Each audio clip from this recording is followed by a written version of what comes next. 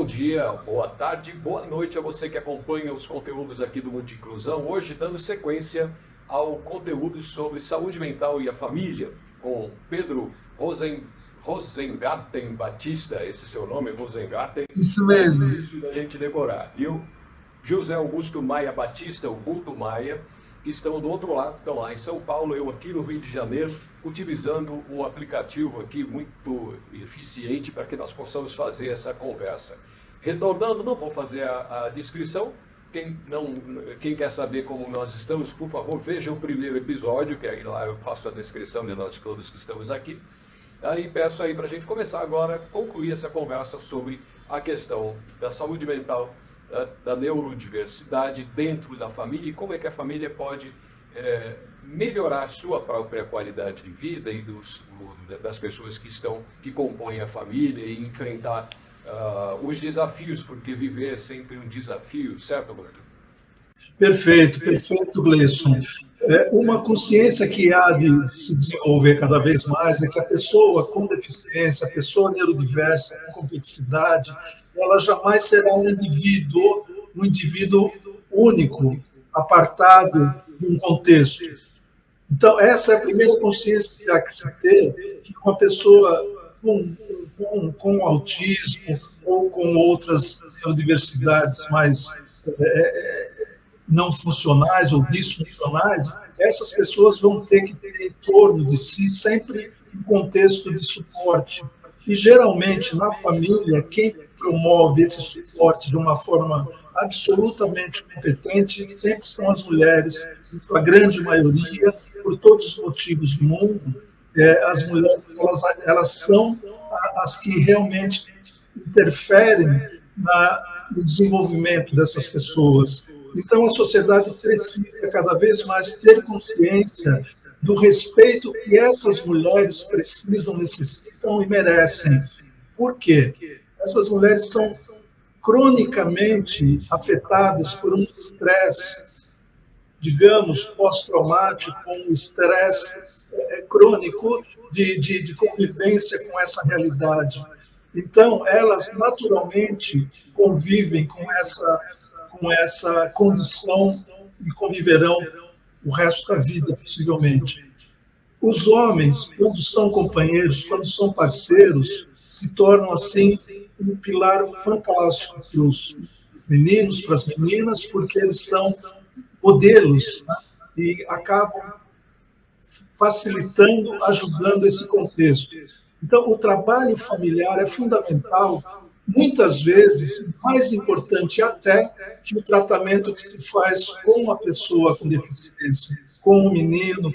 Esse tratamento ele vai acontecer e pode acontecer e deve acontecer de uma forma integrada, juntando as possibilidades, tanto medicamentosa na necessidade, ou pelas atuações todas possíveis, mas a família, quando estiver consciente de que ela é o contexto dessa pessoa, ela vai ser mais afetiva, mais amorosa, menos conflituosa, porque eles carregam em si uma culpa existencial natural.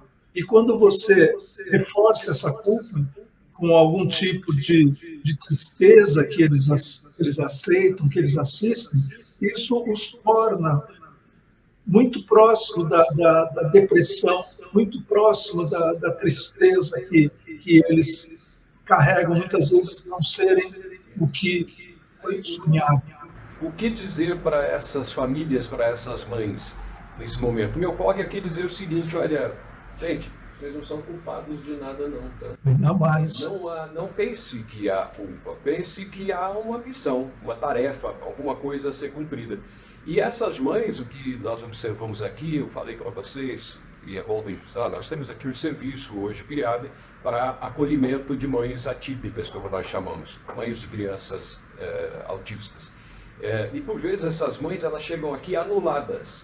Elas pensam ou sentem que a criança é sua missão, sim, então vão cuidar porque são excelentes cuidadoras, as mulheres, todas as mães especialmente, são excelentes cuidadoras, e acabam se anulando e acabam vivendo problemas sérios também, e são invisíveis.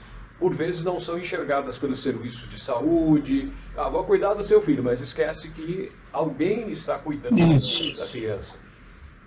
Então, isso é uma coisa interessante para dizer para essas mães, tá? Vocês não são culpadas. E mais, introduzam seus pares, os pais, sempre que possível, e cobre isso firmemente, tá? De que eles tenham participação, porque, como você disse, quando o pai, quando o homem da família se engaja no acolhimento e no entendimento de que aquele ser humano que está ali é uma missão que foi dada para ele, para a esposa e para a família, às vezes até a família estendida, né? Por vezes uma avó, um avô pode ter um papel significativo nessa questão, não é?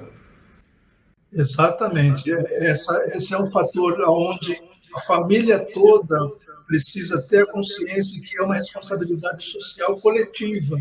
Então, não é algo que é para ser carregado por alguém, por algum motivo de destino ou de karma, missão. Não é necessariamente isso que acontece. Simplesmente é um acontecimento de alguém que tem uma condição diferenciada cerebral, né, de desenvolvimento, né, e de emocional em relação à vida. Tudo isso deve ser e será cada vez mais compreendida, né? Uma das características, eu sei, do autismo é a dificuldade da comunicação emocional. Certo. Seríssima dificuldade da comunicação emocional. O autista, às vezes, não entende subtítulos, entrelinhas, são literais, né? Essa questão. E às vezes isso é mal compreendido como uma esquisitice. Não, eu estou lá pedindo um abraço, um beijo para o meu filho e ele fica inerte e não me dá resposta. Ou a resposta não é aquela que eu esperava. E como lidar com isso? Primeiro, não é sua culpa. Segundo, como chegar no Pedro, como chegar a obter dele essas manifestações de uma comunicação emocional mais, vamos dizer, mais comum. Como é que vocês cuidaram disso? Como é que você faz isso, Pedro? Estou vendo que você está querendo falar. A maior dificuldade é os códigos para se relacionar. Entender os códigos de relacionamento, né? Entender os códigos de relacionamento. Nunca bater no autista, nem numa pessoa com deficiência. Bater ou fazer qualquer coisa, tocar essas coisas, que tem muito autista que não gosta de toque, mas todo ser humano é único. Cada um é cada um, mas não pode porque atrapalha. Né? Claro. Sensorialmente, você tem que respeitar o limite que o autista apresenta. Isso. Isso daí nós fazemos muito também desse treinamentos, por exemplo, para a equipe de segurança, para segurança pública, porque o autista, alguns têm uma hipersensibilidade ao toque, né, que eles não podem ser tocados como uma pessoa comum, como uma pessoa teoricamente neurotípica. Então, por vezes o que o autista sente para um toque dado como normal, né? Exatamente. A sensação de uma agressão. Isso. De uma invasão. Exatamente. O som alto muitas vezes dói no ouvido. Então, tem vários fatores. Sei. Barulho não é brincadeira. Então, isso daí ele acaba e dói no ouvido e é uma dor física, é uma dor que realmente vai desestabilizando a pessoa. Né? Como é difícil você explicar isso para quem não vive assim. Exatamente. As pessoas, de uma maneira geral, não entendem. Exatamente. Por quê? O som está tão legal. Não, mas o som está incomodando. E ficar no meio de um monte de gente. Exatamente. O Gleison, e o autismo ele pode mudar de grau, o que pira mais ainda a cabeça das pessoas teoricamente neurotípicas, porque ele pode mudar do grau 1, do grau 2, do grau 3. Se dá muito amor para o autista, você pode tornar ele nível 2, nível 1. Agora, se você bate muito no autista, ou trata ele muito mal, ele pode tornar nível 2 ou nível 3 suporte. Ele pode variar. Variar de uma situação para outra. Isso, ele pode variar de uma situação para outra. Não tinha sido apresentado ainda. Obrigado. É muito delicado. É muito delicado. É muito delicado. Inclusive o autismo, Gleison, o fator genético é muito importante, muito forte. Biologicamente, ele vem da linhagem do pai, 90% ele vem da linhagem do pai, mas o autismo pode ser desenvolvido na vida também por determinadas circunstâncias e determinados acontecimentos e determinados condição de educação. Então, o autismo ele pode se apresentar, por exemplo, tem cegos que acabam desenvolvendo um autismo adquirido, né? Tem pessoas com TDAH que são muito agredidas, ou são muito tolhidas, ou muito violentadas, desenvolvem um autismo também associado à própria deficiência que eles já carregam. Esse conceito eu estou sendo apresentado agora também, tá? E confunde profundamente. O autismo ele é absolutamente, se você quiser compreender o autismo, você vai ter que compreender o ser humano como um contexto integral. Então, você nunca vai conseguir atingir realmente toda a complexidade e a riqueza que há no autismo. Porque, por exemplo, o Pedro, como ele foi educado desde a infância, desde o berço, para ser um menino amado, acima de qualquer coisa, porque eu tenho 3 filhos mais velhos que são de superdotação também, são de altas habilidades. Verdade. Foi essa a nossa sorte, realmente, o nosso privilégio foi que eu, como educador, eu já conhecia a educação de meninos que vão para o mundo. Você dá um estímulo, ele vai e ele arrebenta, ele quer competir e tal. E o Pedro nasceu no oposto total disso, ele nasceu bem comprometido. Ele tem 70% só da visão, ele não tinha tônus, ele não mamou, ele não engatinhou, ele não parecia que conseguia andar. Então, foi muito sofrido. Durante 12 anos, nós peregrinamos por todos os especialistas para poder ver como ele poderia reagir. Ele foi reagindo no tempo dele, sempre com a defasagem, mas foi reagindo. Porque a única coisa que eu queria para o Pedro é que ele fosse amado e fosse um adulto feliz. Fosse feliz independente se andasse, se falasse ou não. E isso deu certo, porque ele acabou se tornando, não deixou de ser autista, mas ele se tornou um autista fora do padrão. Ele gosta de abraçar, ele é sinestésico, ele gosta de beijar, ele gosta de olhar nos olhos, ele faz. Então é uma pessoa que ficou brilhante, né, na comunicação social, que é muito difícil conseguir no autismo, né? Ele adora gente, ele adora público, ele adora barulho, ele adora som, né? Eu fui músico profissional aos 54 anos, e ele ia conosco, eu e a mãe, que a mãe também é cantora, ele ia conosco nos eventos, aquele barulho gigante, e ele lá conosco o tempo todo, curtindo cada música. Ou seja, não há uma regra padrão. Então, isso que a gente fala muito para as famílias, não sofram por achar que vocês receberam uma condenação, uma sentença, sabe, de sofrimento eterno. Não, tem muita alegria no nosso universo. Só para complementar, a maior coisa é o hiperfoco. O maior vem para a humanidade do autismo, é o hiperfoco.